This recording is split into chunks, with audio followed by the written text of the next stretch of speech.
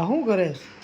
આ જો custom item છે તો આપણે રીત રિવાજ પ્રમાણે આલવું પડે ને. જો આ ચીલા બનાવ્યા આમાં ઓલું વાવવું પડે કપાતું છોડવું પણ કપાતું છે નહીં. આ ગોળિયું બનાવ્યું શીતળામાં હાટું છોકરાનું. એવું એમ ને? એક બાજુ ઓલું થઈ ગયું. હવે જુવાર નાખવું ડીશમાં જુવાર રોટલો.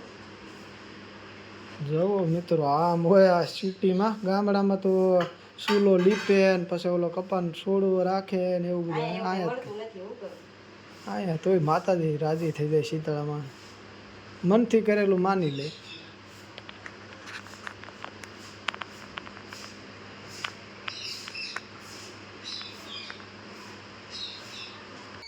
જો મિત્રો, જો આ કહેવાય શીતળામાં જાયરા કહેવાય. આપણે અત્યારે પેલા શીતળાના રોગ નીકળતા હતા.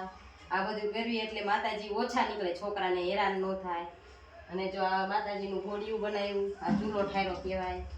બસ હવે બધાય આવો હાયતમ કરવા અને હાયતમ આઈટમની બધાની શુભકામના.